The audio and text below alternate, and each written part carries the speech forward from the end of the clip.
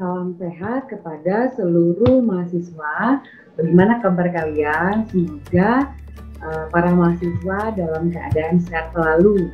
Pada materi kali ini kita akan membahas tentang persepsi perilaku sakit. Saya akan share dulu materinya kepada seluruh mahasiswa.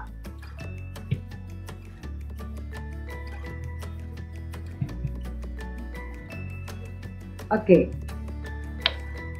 Persepsi perilaku sakit. Outline pada materi kali ini akan kita bahas pendahuluan, persepsi penyakit dan arti kata sakit itu sendiri, kemudian ada teorinya seperti apa, elemen-elemen perilaku sakit, kemudian persepsi kesehatan dan penyakit, ada juga peranan orang sakit dan hak dan kewajiban yang harus dimiliki oleh seseorang yang dinyatakan sakit.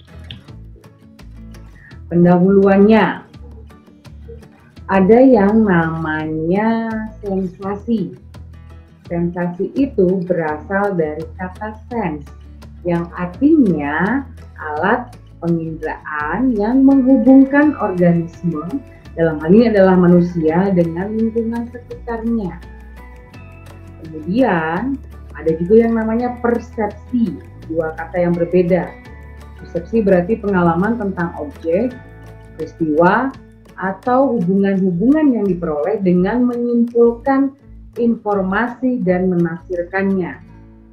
Persepsi juga dapat diartikan makna terhadap suatu stimulus. Sehingga sensasi dapat terjadi ketika seseorang mendapatkan stimulus melalui panca inderanya sesuai dengan objeknya. Ya, kalau untuk persepsi, misalkan kalian lihat di slide saya, ada angka 9 yang ditaruh di lantai. Nah, dari orang sebelah kiri bilang itu angka 6. Tapi menurut persepsi orang yang di sebelah kanan, itu bukan angka 6, itu angka 9. Jadi tergantung dari arah mana seseorang itu dapat melihat. Itu apabila untuk kasus di slide saya yang di atas. Nah, ini ada proses terjadinya sensasi sakit. Misalkan seperti itu ya, di sebelah kiri atas slide saya itu, jadi ada stimulus. Stimulusnya dalam hal ini adalah gelas yang berisi air, di mana stimulus diterima oleh reseptor. Dalam hal ini adalah alat penginderaan kita, yaitu mata, melalui sistem saraf sensor akan diteruskan ke otak, dan otak yang akan menerjemahkannya dengan menggerakkan sensor motorik kita, yaitu saraf-saraf yang berada di dalam tangan kita, misalkan bagian otot, ya, yang diistilahkan dengan efektor. Responnya apa? Ketika kita melihat mata kita melihat ada gelas berisi air, secara otomatis maka kita akan memegang atau memerintahkan dari otak, memerintahkan tangan kita untuk memegang gelas yang berisi air supaya tidak jatuh. Seperti itu. Ini adalah contoh dari sensasi yang apabila seseorang mengalami suatu stimulus dari sesuatu objek, gitu ya, akan diteruskan melalui panca inderanya. Kemudian pengertian dari penyakit atau disease. Jadi penyakit adalah suatu bentuk reaksi biologis terhadap suatu organisme. Dalam hal ini bisa juga ada benda asing atau luka. Nah, sakit sendiri atau illness memiliki arti penilaian seseorang terhadap penyakit sehubungan dengan pengalaman yang langsung dialami atau persepsi seseorang terhadap penyakit yang dideritanya. Contoh kasusnya seperti ini. Ada 2 orang penderita penyakit TBC. Yang satu merasakan atau mempersepsikan dirinya bahwa dia sakit. Tapi yang lain merasakan bahwa ia sakit. Ya, jadi ini 2 orang yang berbeda. Adanya perbedaan konsep dari sehat sakit. Seperti itu. Secara objektif, seseorang terkena penyakit, salah satu organnya pasti ada yang terganggu, namun dia tidak merasa sakit. Nah, ini tadi saya ulangi lagi, ada 2 orang menderita penyakit TBC. saya revisi saya ada yang berpersepsi dia sakit tapi dia sehat gitu kan, dia sedang mengalami suatu gejala sakit tapi dia merasakan dirinya sehat. Satu orang lagi dia merasakan bahwa memang dirinya sakit. Nah, secara objektif seseorang terkena penyakit berarti ada sesuatu gangguan di dalam tubuhnya, baik itu fungsinya atau metabolisme dan sebagainya. Tapi sebaliknya, seseorang merasakan sakit bila merasakan sesuatu di dalam tubuhnya yang diperoleh dari hasil pemeriksaan klinis yang dapat dibuktikan bahwa pasien ini memang menderita suatu penyakit seperti itu. Ya, ini perbedaannya dalam contoh kasus untuk penyakit dan dalam contoh kasus sakit dan tidak sakit. Tapi dia dua-duanya adalah penderita penyakit yang sama, misalkan seperti itu. Tergantung dari persepsi orang masing-masing. Nah, ini ada tabel. Jadi ada yang namanya penyakit, ada sakit. Ini merupakan kombinasi alternatif. Yang di slide kanan ya, atas X sama Y, ini ke bawah.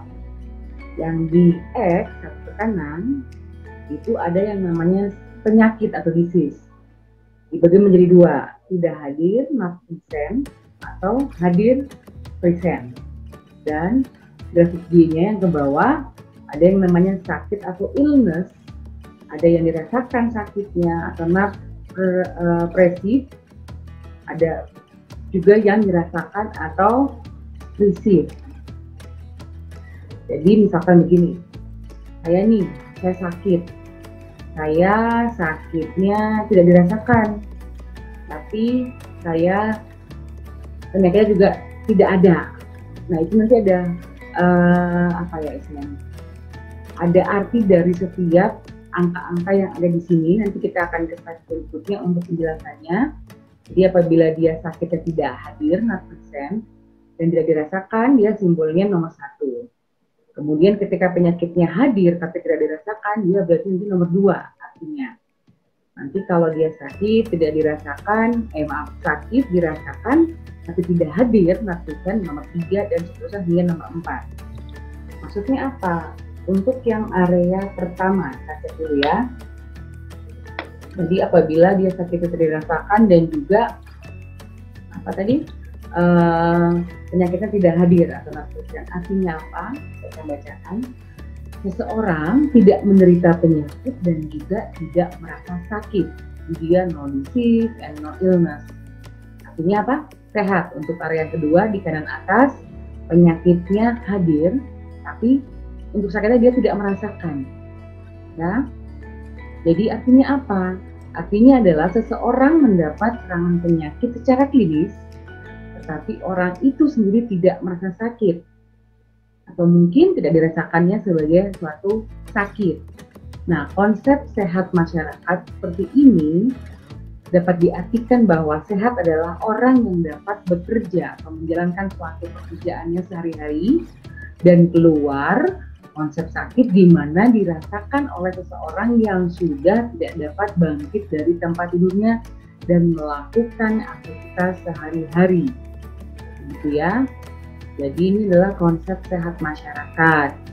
Jadi dikatakan sakit apabila tidak bisa bangun dari tempat tidurnya lagi secara klinis penyakitnya. Kemudian area yang ketiga. Area yang ketiga itu penyakitnya tidak dirasakan, penyakitnya tidak hadir, tetapi sakitnya dirasakan. Benar ya? Nomor 3. Artinya apa? Penyakit yang tidak hadir pada seseorang, tetapi orang tersebut merasa sakit atau tidak enak badan. Illness but not disease. Hal ini mungkin karena gangguan-gangguan psikis saja atau yang menderita psikosomatis. Jadi penyakitnya nggak ada, tapi kok saya merasakannya kepala gitu ya. Kemudian aduh kok badan saya kurang enak, padahal sakitnya nggak ada. Berarti kemungkinan dia menderita psikosomatis. Nah, untuk area yang keempat, sakitnya dirasakan dan juga penyakitnya hadir. Berarti suatu fenomena yang sama baik bagi orang yang bersangkutan dan petugas kesehatan. seseorang memang menderita sakit dan juga ia rasakan sebagai suatu rasa sakit. Berarti yang area 4 ini benar-benar sakit. Nah, kalian ini pernah ada di posisi yang mana? Coba kira-kira. Pasti semua manusia pernah merasakan di area 1, area 2, area 3, bahkan di area 4. Gitu ya. Untuk teori perilaku sakit, ada tokoh yang bernama Mechanics menjelaskan variasi-variasi dalam perilaku sakit, yaitu suatu perilaku yang berhubungan dengan kondisi yang menyebabkan seseorang menaruh perhatian terhadap gejala-gejala yang ada pada dirinya dan kemudian mencari suatu pertolongan. Jadi Mechanics mengatakan perilaku ini adalah perilaku seseorang, dia tahu kalau dirinya sakit dan dia mencari sebuah jawaban, yaitu pertolongan. Saya harus ngapain dengan penyakit saya? Apa yang harus saya lakukan untuk mengobati penyakit saya? Nah, Mechanics ini dia melakukan pendekatan sosial untuk mempelajari perilaku sakit. Teori ini difokuskan kepada pengertian proses perilaku yang tampak sebelum individu mencari pengobatan. Kemudian apalagi selanjutnya, Mechanics mengembangkan analisis proses tentang perilaku-perilaku sakit. Hal ini dilakukan tidak hanya terhadap mereka yang kontak dengan petugas kesehatan. Terus Mechanics juga menyimpulkan bahwa pendekatan ini dihubungkan dengan teori konsep diri, definisi situasi yang harus seperti apa, dan efek dari anggota kelompok dalam kesehatan dan juga efek birokrasinya seperti apa.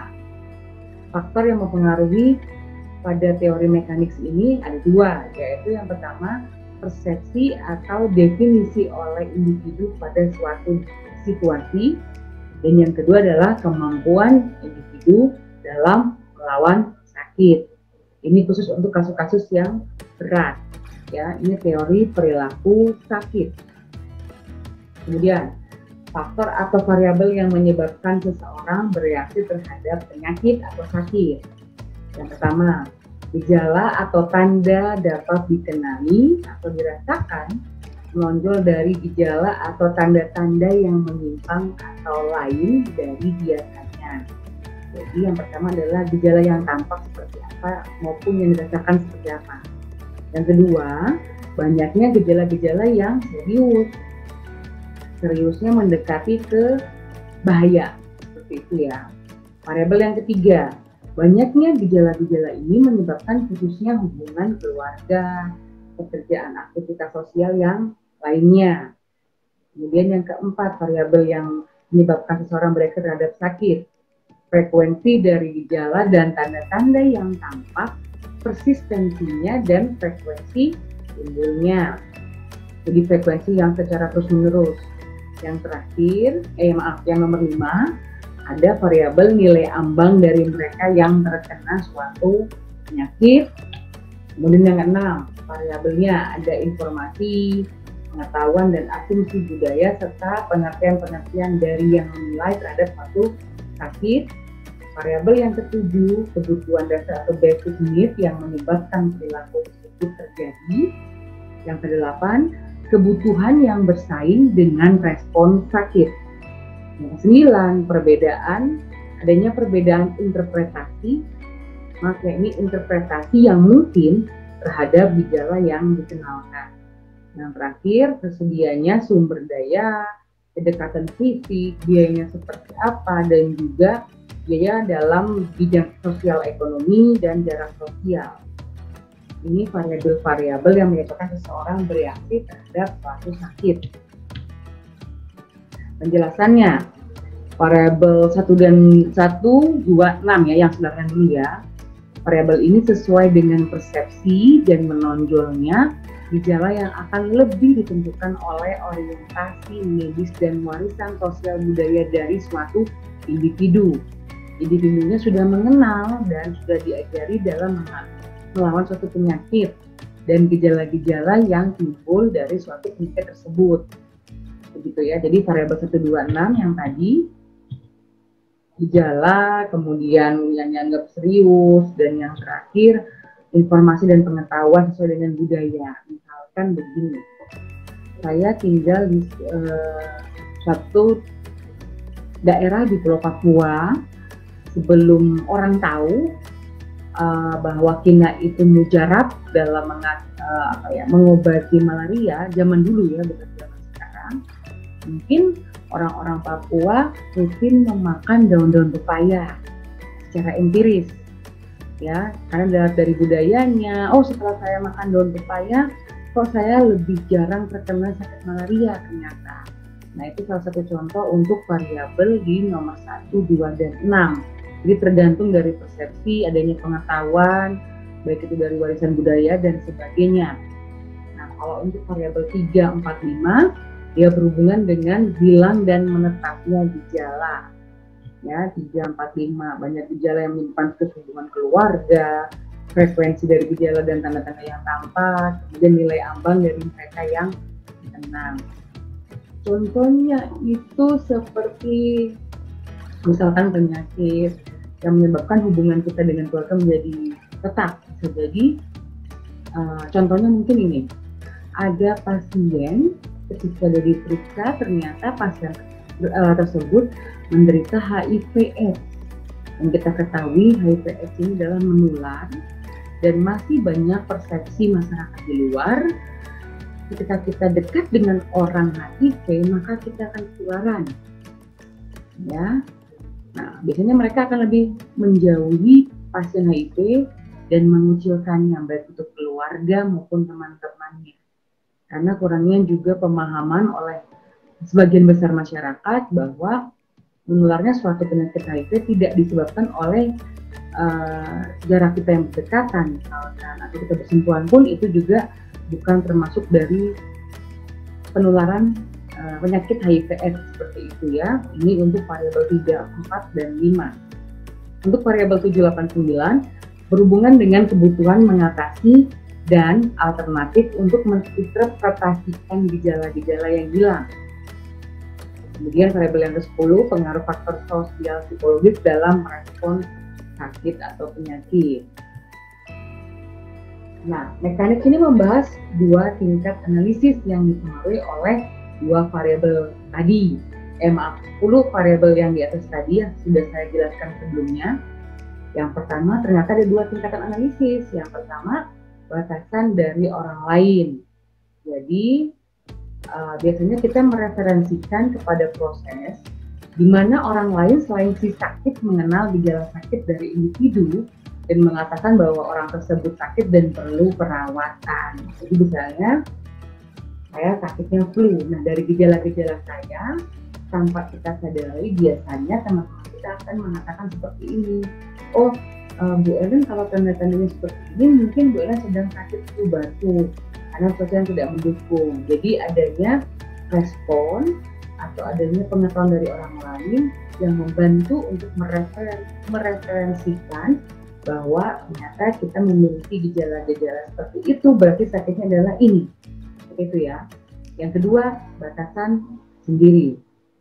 Jadi seseorang akan mengenal gejala penyakitnya dan menentukan pencarian pertolongan sendiri. Jadi menurut mekanik, analisis dengan orang-orang di luar dirinya, yaitu dengan orang lain, cenderung menentang definisi bahwa orang lain berusaha memaksa dirinya dan menyebabkan perlunya dorongan untuk mencari kesehatan. Jadi dia mengcover dirinya sendiri.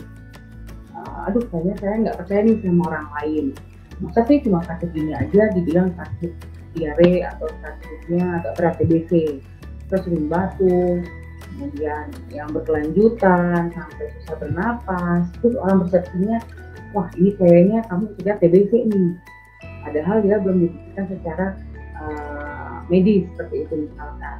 Nah, dia lebih memprotek dirinya sendiri, aku harus mencari jawaban sendiri tanpa menerima masukan dari orang lain. Ya, mekanik membahas dua tingkat analisis yang seperti ini di dalam teori perilaku sakit. Kemudian kelemahan teori mekanik ada apa saja? Yang pertama, teori ini belum diuji secara keseluruhan sehingga hasilnya tidak mungkin untuk dijajaki validitas empirisnya meskipun kelihatannya memang beralasan.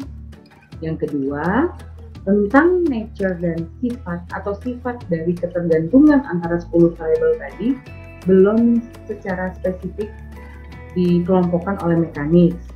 Deteksi bagaimana keputusan individu saling mempengaruhi satu sama lain adalah penting sekali dalam perilaku sakit. Kemudian kelemahan yang ketiga, meskipun teori mencari pengobatan telah dikembangkan, tetapi belum dapat diterapkan pada perilaku sehat, terutama pada segi pencegahan. Tapi dengan sedikit modifikasi dapat diterapkan. Nah, pilihan terhadap fasilitas kesehatan ini dengan sendirinya didasari pula oleh keyakinan atau kepercayaan terhadap fasilitas-fasilitas tersebut. Kelemahan yang terakhir terkonsentrasi kepada proses pembuatan keputusan untuk mencari atau tidak mencari pengobatan, di mana lebih berfokus kepada proses kontak pertama individu dengan petugas kesehatan. Ini kelemahan-kelemahan yang ada di teori mekanis. Kemudian elemen-elemen apa saja yang ada dalam perilaku sakit?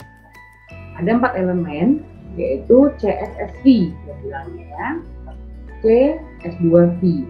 Pertama, C-nya adalah konten atau isi, apa saja atau kemana saja tindakan yang dilakukan oleh orang yang sakit atau orang yang anaknya sakit. Itu isinya. Kemudian sequence atau urutan-urutannya seperti apa. Jadi adalah tahapan-tahapan yang dilakukan oleh orang yang sakit atau anaknya yang sedang sakit. Yang ketiga adalah spacing atau jarak. Berapa jarak antara tindakan atau upaya penyembuhan yang satu dengan yang lainnya.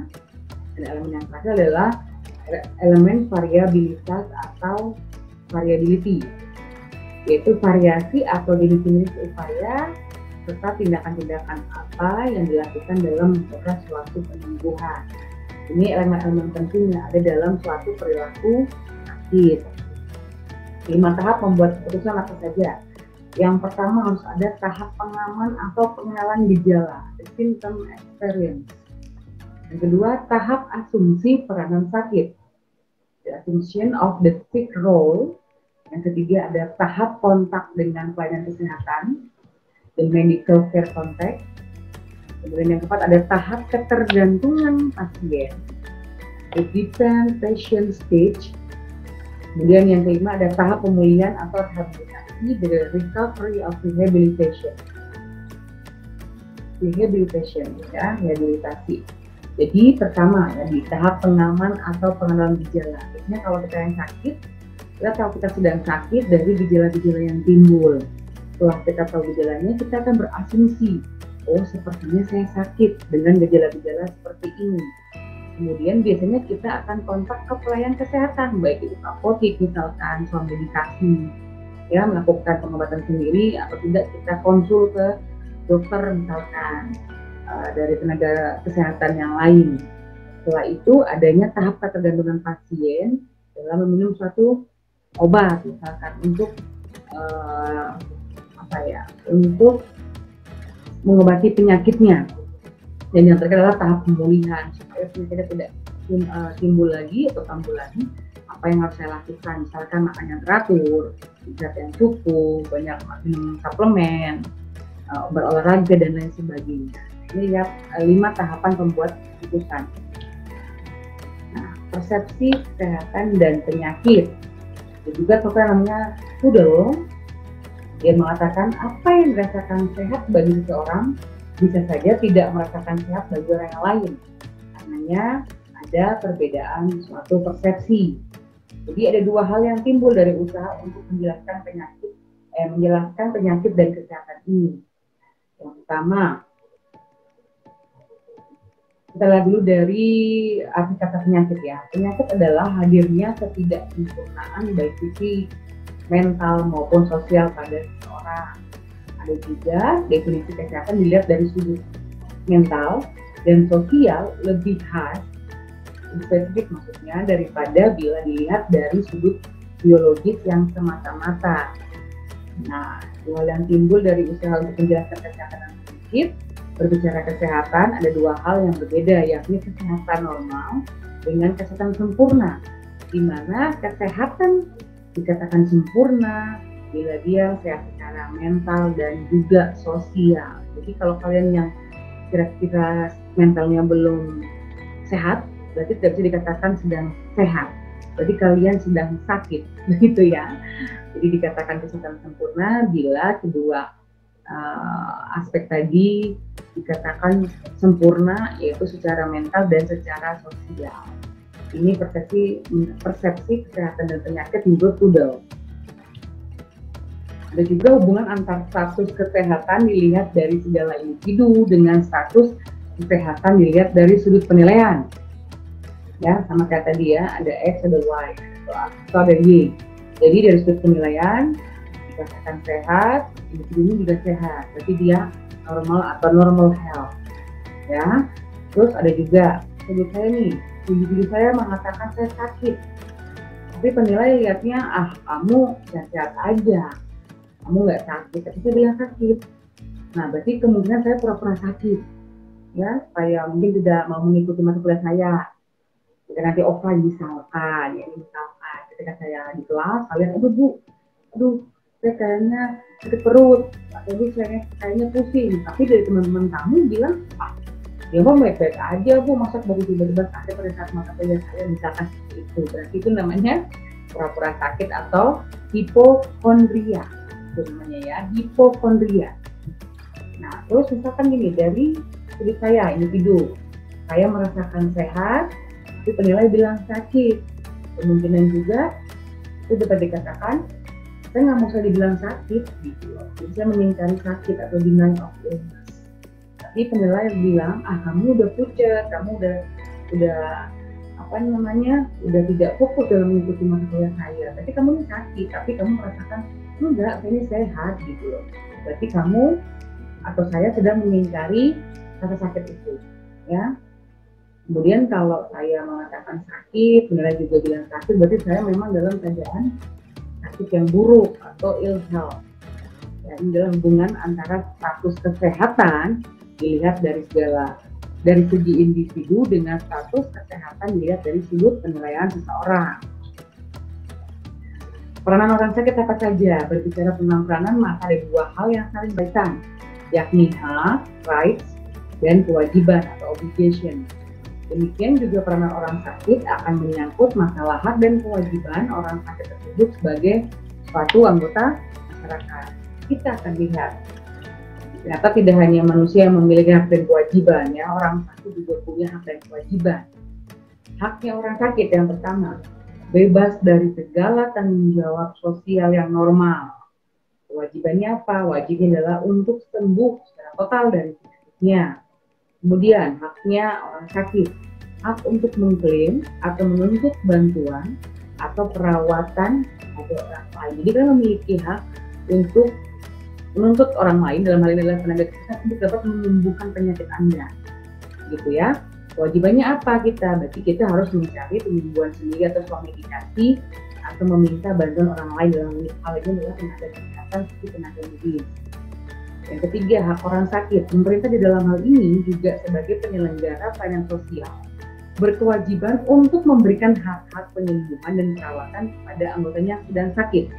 Anggotanya berarti adalah masyarakat. Ya, kita harus memiliki atau memberikan hak-hak penyembuhan dan perawatan kepada masyarakatnya. Kewajibannya apa? Berarti setelah pemerintah sudah melakukan haknya, kewajiban kita adalah memelihara dan meningkatkan kesehatan kita. Sekarang dan dalam pandemi COVID-19, pemerintah sudah menanggung seluruh biaya ketika nanti kalian tertular oleh COVID-19. Kalian akan masuk di dalam rumah sakit rujukan yang sudah tercover oleh pemerintah. Nah, setelah kalian dinyatakan sembuh, maka kalian harus dapat menjaga dan memelihara kesehatannya. Itu kewajiban kalian, ya. Nah, sekian materi dari saya tentang perilaku orang sakit, persepsinya seperti apa. Terima kasih untuk mahasiswa. Kita akan ketemu lagi di pertemuan yang lainnya, ya.